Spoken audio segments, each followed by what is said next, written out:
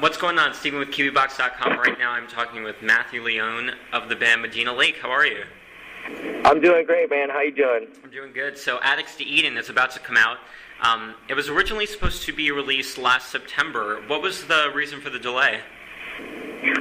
We shot the first video for a song called Never Take Us Alive, and we weren't too happy with how it came out. So it took a lot of time in the editing room to get it into shape like that we appreciated, like the narrative of it and everything. So we were late in delivering the video, and I guess they have a whole routine they go through with that, Yeah, I feel you. So this is the second of 3 albums that you guys are releasing to kind of tell the story of Madina Lake, which is a town of your creation, so to speak. What does this album in particular explain about that world as kind of a continuation of the first album? Yeah, it sort of elaborates. On the first record, we set up the town and we set up the characters, and sort of like, it was sort of a social commentary of what was happening in this place, which was reflective of what's happening in American pop culture. And the second record sort of broadens the scope of that idea and gets a little bit into the what's happening internationally in the rest of the world, and sort of like the global subconscious of the people, and how enacting a certain lifestyle of whatever value system is happening, like how that can affect the human species and sort of life on Earth. So this second installment is sort of like the lens just zooms back and you get a better perspective on what's happening in the world. Mm-hmm. Well, you guys have the concepts kind of already imagined, but going into writing this album in particular, did you already know what you were going to write about and tried to fit the music to the lyrics, or was it the other way around?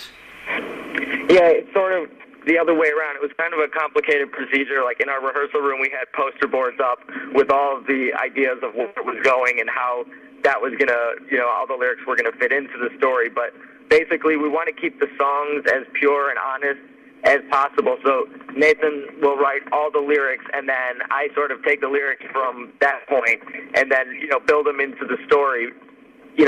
We kind of got lucky on this one because we knew how we wanted the whole third record to end, but the second record was the one that was a bit of a camp for us, and it just sort of like serendipitously turned out that it was very symbiotic between where we were going with the story ideas and what he wrote about. And I guess it's just because it's based so much on our personal experience and our experience on the road together, and then just, life together, basically. Mm-hmm. Well, that kind of sounds like it might be challenging with kind of managing everything, the poster boards and kind of dealing with one another. What were some of the challenges that you faced during the recording of this album? I think, from two different perspectives. The actual challenges of recording and writing the record was extremely difficult. I mean, we had written it, and we got to the studio with David Bendis, and it was like a challenge. I mean, just in every sense of the word. We were butting heads with him, butting heads with each other at some points, but it was like us trying to materialize our vision for the record with David Bendis, who kind of had his own vision going into it. And we're the kind of band that doesn't compromise with, writing or recording on the record. So we were going to do all that, and I think that caught him off guard because he's used to recording bands that are willing to co-write, and we're not willing to do that. So, that was the first challenge. And then the second challenge, of course, was the story, and to make it all make sense with the mystery and with all the clues that we sort of put out at that point. And, just to sort of keep it interesting and in a non-pretentious way, you know what I mean? Yeah. Well, being that you guys kind of recorded for a bit of time, are there any B-sides or leftovers that we can expect to kind of come out around or after the album's release? Yeah, we have, I think it's on iTunes. If you buy the record on iTunes, you get 3 bonus tracks.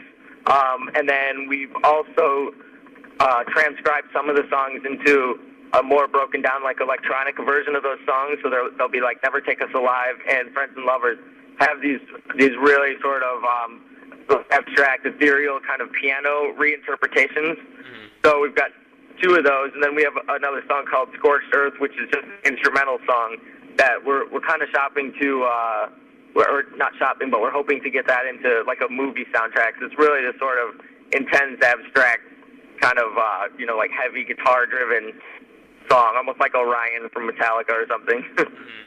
Well, I guess being that this album kind of looks at the wider scope of the trilogy, where does the next album see you heading? Do you already have an idea of what it's going to tackle, what kind of themes there will be? Yeah, we sort of have, we have intense views of humanity's obsession with religion and obsession with, seeking comfort in hope or comfort in, buying the idea of a utopian society or, the ego's need, people's ego's needs, I guess, the need to have the ego constantly be satiated or satisfied with these, materialistic things or with these sort of shadow things shallow things rather, and enacting that lifestyle just seems to be dangerous to us. But we also don't want to be preachy or idealistic or anything like that. We just sort of want to convey these ideas like, maybe the value system should be shifted a little bit because the way it's going now, people are sort of losing their connection with the earth and the cosmos and with each other. So it's just sort of a statement to that. Yeah, I feel you. Well, the music is very high energy. I've listened to a couple of cuts from the album, and I imagine that it must be difficult to sustain that kind of energy when you're on tour all the time. Is it hard for you guys to kind of keep up the energy and make these songs come to life every single show you play? Yeah, it is, because we're the kind of band that we put the most pressure on ourselves. We put more pressure on ourselves than anybody else.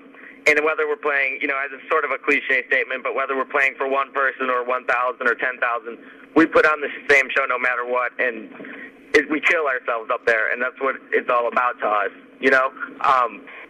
So yeah, especially when we do Warped Tour, when it's really sort of aggressive scheduling and everything, it does wipe us out. But we'll make sacrifices anywhere else so that we can do everything we want to do on stage. Yeah, you mentioned Warped Tour, which you were on last summer, and you're going to be again this summer. Tell me, what's one of the greatest memories you have of playing Warped Tour last year? There was a show, I'm trying to remember the city, but I think it was in Charlotte. Maybe it was a little more northeast than that. We were in the amphitheater that day. We were on the Smart Punk stage, and probably 20 minutes before we went on, this hailstorm came out of nowhere and just flooded the whole place. So there was 18,000 people that just went pouring into the pavilion. So we were expecting to play for the usual 3,000 to 5,000. We wound up playing for 18,000 people, right when that storm hit, and it was really surreal. It was almost like headlining an amphitheater. You know what I mean? Yeah, that's awesome. And then, and as soon as we were done, the hail stopped and everybody left. So, so it was amazing. It was fortunate timing there. Yeah. So you guys have had some pretty famous fans. Linkin Park asked you guys to play on Project Revolution. Besides them, I guess, who's been the most awesome person that's told you that they're a Madina Lake fan? Oh, yeah, this is kind of funny. We were fans of that show, Entourage. Uh-huh. And what's the guy's name? Adrian Brody? Not Adrian Brody, Adrian Grenier. Yeah, Grenier. Yeah. That's right. Yeah, we saw him and Eric from the show. I don't even know his real name either. But they were walking together at the MTV Awards in Vegas, and they looked just like they were filming the show. They were drinking beer and just walking around backstage, and they wound up coming up and asking us if we were Madina Lake and telling us that they liked us, and that was incredible. Yeah, that's pretty awesome. So yeah, I guess I don't want to take up any more of your time, but just kind of looking forward, what else can we expect from Madina Lake in the forthcoming future, aside from all the tours, aside from the album coming out? What else is there? We're kind of doing a lot of things. We're shooting 2 more videos, one for Welcome to Oblivion and one for Let's Get Out of Here. And I think on this album cycle, it's our ambition to sort of, redefine or shatter people's perceptions of who they thought we were on the last record cycle. We really came into our own. We grew up. We know who we are. And on this album cycle, we're not allowing anybody to penetrate our creative vision. So it feels very comfortable for us. So expect a lot more out of the art, a lot more, of the mystery, a lot more short videos and, storylines and things like that. Cool. All right. Well, Matthew, thank you so much for talking with me today. I do appreciate it.